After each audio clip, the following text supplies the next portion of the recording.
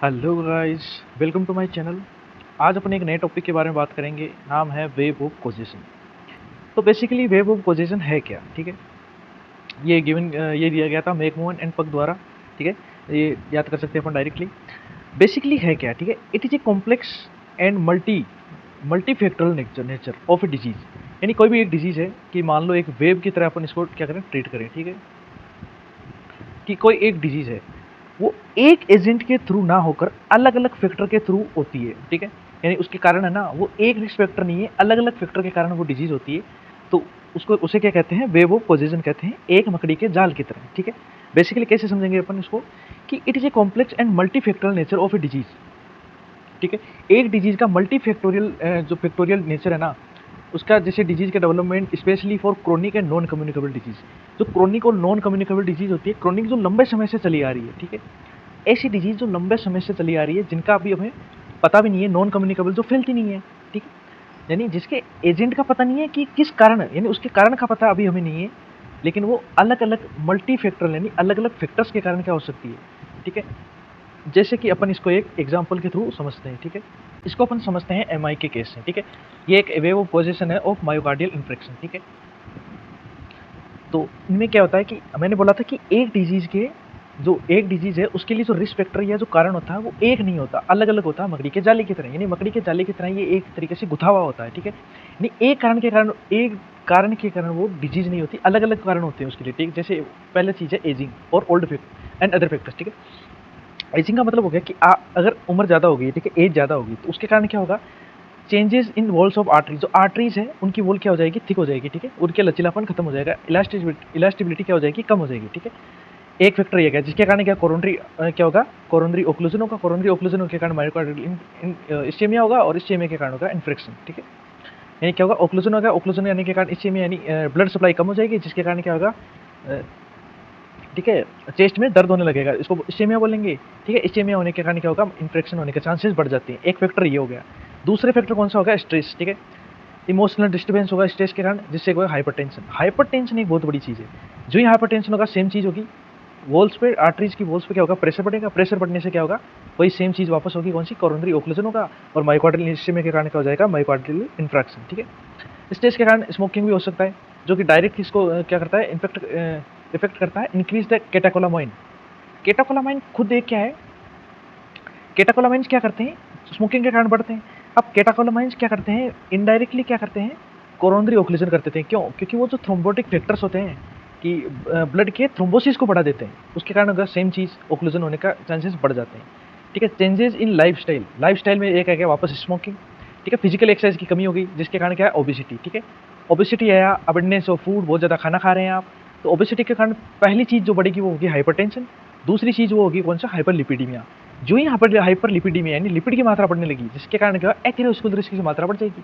अब आपको पता है एथेरोस्क्लेरोसिस किसके कारण बढ़ता है? High level of lipid in the blood.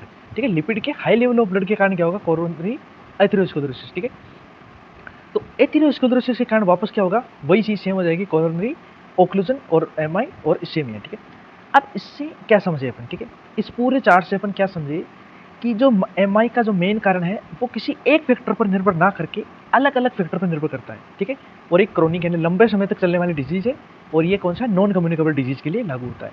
तो ये सारा का सारा जो वेव है, जो जाल है, वो सब एक दूसरे से मिला हुआ होता है, यानी सारे एक दूसरे से पर डिपेंडेंट होते हैं, इंटरकनेक्टेड होते हैं और इंटरडिपेंडेंट होते हैं। ठीक है, समझ गए? यहाँ तक समझे? अब अपन देखते हैं कि अपन एक और चीज़ आती है कि अपन इस वेव में से एक भी लिंक को, एक या दो लिंक को क्या हटा दें जैसे, ठीक है, ओबेसिटी को हटा दिया या हाइपरटेंशन को हटा दिया। ठीक है, दो चीज़ को हटाते ही क्या होगा? पूरा का पूरा जाल नष्ट हो जाता है। डिट्टो सेम जिस तरह से एक मकड़ी का जाल होता है, उसमें से अगर अपन एक या दो तीन का अगर मतलब उसमें से धागे को हटा दें तो पूरा जाल नष्ट हो जाता है। उसी कारण उसमें से एक या दो लिंक को अगर अपन हटा दें तो पूरा का पूरा जाल क्या हो सकता है, या वेव क्या हो सकता है? नष्ट हो सकता है। उसी उसी से तुलना की गई है इस वेव ऑफ पोजीशन की। ठीक है, तो बात करते हैं वेव ऑफ पोजीशन की। ठीक है, अब अपन इसको थ्योरेटिकली समझते हैं। ठीक है, it is a complex and multi nuclear factor, मैंने multi factorial nature of disease, मैंने बोला था ना, मल्टी फैक्टर नहीं, एक फैक्टर काम नहीं करता, इसके लिए अलग अलग फैक्टर काम करते हैं एक डिजीज के लिए। ठीक है, स्पेशली क्रोनिक और नॉन कम्युनिकेबल डिजीज के लिए the wave of position emphasises that a disease is rarely caused by a single factor, की एक सिंगल फैक्टर के कारण डिजीज नहीं होती, instead it is a result of ठीक है, integrate network of wave of interconnected factor की एक इंटरकनेक्टेड फैक्टर्स यानी अलग-अलग फैक्टर्स जो कि एक दूसरे इंटरकनेक्टेड होते हैं, उनसे क्या होती है, एक डिजीज कॉज होती है, जो कि क्या कहलाती है, वेव ऑफ कॉजेशन कहलाती है। इसमें बायोलॉजिकल फैक्टर भी आ सकते हैं, immunological, environmental, nutritional, behavioural, genetic और सोशल या स्पिरिचुअल फैक्टर आते हैं। ठीक है, बायोलॉजिकल फैक्टर्स में क्या आते हैं, जैसे जेनेटिक्स आ सकता है, as, existing health of health condition. ठीक है, कि आपकी हेल्थ कैसी है, इसमें जेनेटिक्स से एज, एग्जिस्टिंग हेल्थ कंडीशन, ये बायोलॉजिकल फैक्टर्स होते हैं। तो अलग अलग फैक्टर्स के कारण क्या हो सकते हैं, जैसे अपन एमआई में अपन ने बायोलॉजिकल फैक्टर्स क्या देखा था, क्या देखा था, एज। ठीक है, एज देखा था अपन। ठीक है, इम्यूनोलॉजिकल, इम्यूनोलॉजिकल वो फैक्टर्स होते हैं कि जैसे आपकी इम्यूनिटी कम होगी, इम्यूनिटी कम होगी तो वो इनडायरेक्टली या डायरेक्टली आपके किसी उस डिजीज में या फिर उस वेव ऑफ कॉजेशन में भाग ले लेगा। ठीक है, तो आपकी इम्यूनिटी भी एक तरीके से क्या है, फैक्टर्स का काम करेगी। ठीक है, एनवायरमेंटल फैक्टर हो गया कि आपका एनवायरमेंट ही ऐसा बन रहा है कि जैसे आप फिजिकल, ठीक है, फिजिकल एनवायरमेंट में क्या हो गया, एनवायरमेंट में पॉल्यूशन आ गया, एक्सेस टू क्लीन वाटर। ठीक है, सोशो इकोनॉमिक कंडीशन, ठीक है, इनकम, एजुकेशन, हाउसिंग। तो एनवायरमेंटल कंडीशन, ठीक है, आपकी जैसे एजुकेशन नहीं है आपके पास पर्याप्त मात्रा में। ठीक है, एमआई के केस में अपन देखते हैं कि एजुकेशन की कमी के कारण पड़े-पड़े खाने से या एक्स्ट्रा अपन खाना खाने से क्या हो सकते हैं, मोटे हो सकते हैं। तो वो डायरेक्ट इनडायरेक्ट किसमें भाग लेगा, किसमें, एमआई में भाग लेगा ना। न्यूट्रिशनल, पर्याप्त मात्रा में, अच्छी मात्रा में इसमें क्या क्या अपन न्यूट्रिशन नहीं ले रहे। ठीक है, बिहेवियरल, ठीक है, पड़े रहते हैं, फिजिकल एक्सरसाइज भी नहीं करते। ठीक है, डाइट हो गया, एक्सरसाइज, स्मोकिंग, एल्कोहल, इन सब का बहुत कंज्यूम करते हैं। तो एमआई के केस में अपन ने देखा था ना कि वो एक वेव बना रहा था जिसमें डायरेक्टली और इनडायरेक्टली वो किसको कॉज कर रहे थे, जो जो आर्टरीज होती है, ठीक है, उसकी फ्लेक्सिबिलिटी को घटा रहे थे एक तरीके से। ठीक है, जेनेटिकल भी हो सकते हैं, सोशल और स्पिरिचुअल फैक्टर्स भी होते हैं। ठीक है, कल्चरल, ठीक है, स्पोर्ट्स वगैरह, नेटवर्क एंड पब्लिक पॉलिसीज।